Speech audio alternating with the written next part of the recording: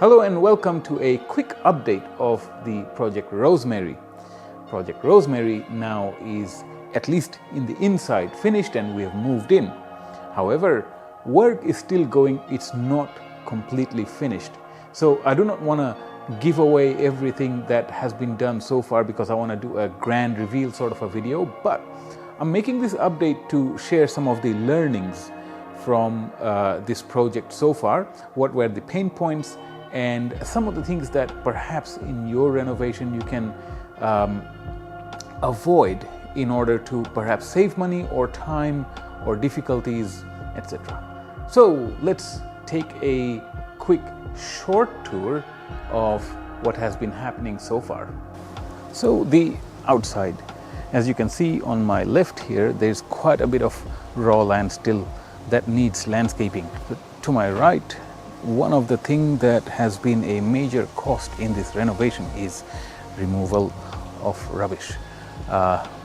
Every time a tip bin comes in, that's close to $700 to $1,000 depending on the size, and that is going to be a major cost in your renovation as well, unless that is something you plan for it accordingly. As far as other things go, huge major thing still remains is water. We had issues with water, stormwater specifically. When it rains, all this water comes down here and collects to the left of me, where it has no further place to go and it just pools up. So the plumbers are going to be in today at some stage and they'll start to dig and make a trench there, connect the pipes up so that the water that collects over there then ends up in the stormwater system.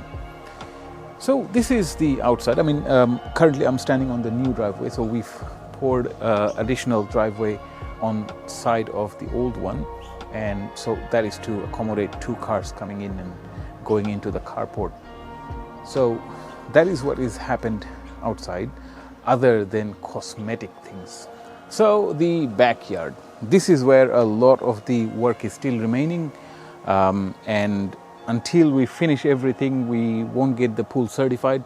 Speaking of pool, it's finally in, the water's in, the systems are working, and we are looking forward to using it after it gets certified. And there's a water heater as well, but I'm hoping that the temperature now, it's winter now, the temperature starts going up as days go by, and we will need the heater less and less. But that is something to look forward to after all this work is completed. So this is the same spot where I once stood in one of the earlier videos before giving you updates. Remember the skylight behind me? So this is now a finished kitchen. I will talk about the kitchen in more detail, and in fact I'll talk about the bathrooms and everything that we have done. And in my main channel in Salesburg, I'll be talking about the smart things that has been put in this house, because that's where I talk about technology more so. So lots of content to come. Now that I have some time in my hand, I'll be able to make some of these videos and post them. If you were wondering why I haven't been posting videos more frequently, well, this is the reason why. Some of the other things that I needed to mention was installation of pool was a very big hassle-ish sort of a job, because it had to be hoisted over the house with a fairly large crane and put into position, and that pretty much destroyed the land in the front, because the crane was so big, and when it was going out it just tossed the land like it was porridge. So these are some of the things. I mean, in hindsight, I probably would have gone with a concrete pool. The difference in cost would have been around $5,000 to $6,000, something like that. And had I known the amount of hassle a fiberglass pool comes with at the time of installation, that is, not in long run, I would have gone with concrete pool and be done with it, pay the extra, and because I had a lot more on my plate to do than to also take on the its and bits of following up, chasing people and all that sort of things that comes with installation of the fiberglass pool. So other thing, a little tip for you, once the house kind of comes near finish, keeping it intact while other tradespeople are working is a difficult thing.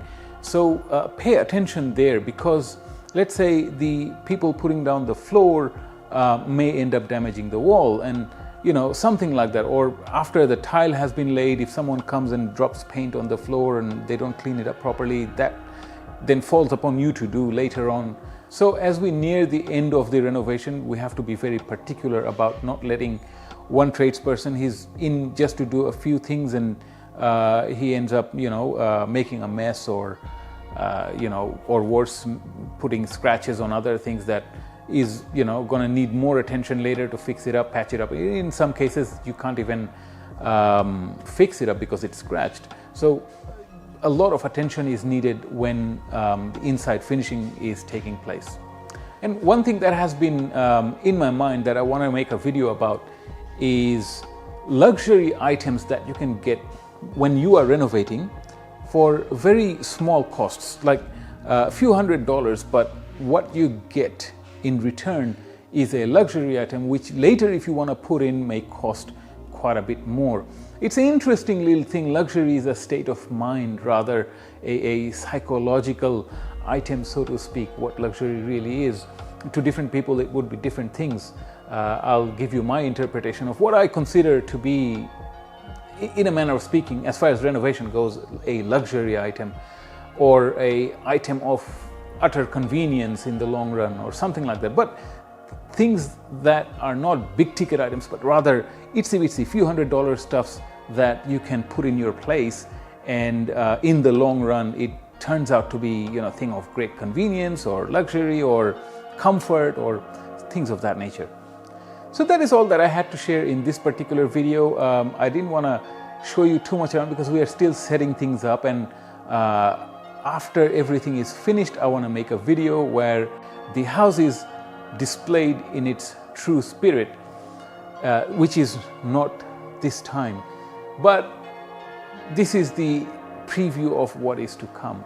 So I do look forward to bringing you that video, and do stay tuned. Also, do check out the other channel, my main channel, Salesberg, where I talk about technology and things like that. And hopefully, now that I'm getting some leisure time in my hand, I'll be able to go places and bring you more of location videos. And that's a favorite activity of mine, to go to various locations and share its beauty with everyone. So those are the things I look forward to, and I'm sure you will enjoy those videos as well. So please do subscribe to this channel now that I'll be making more content, and I will see you in the next video. Until then, you take care of yourself.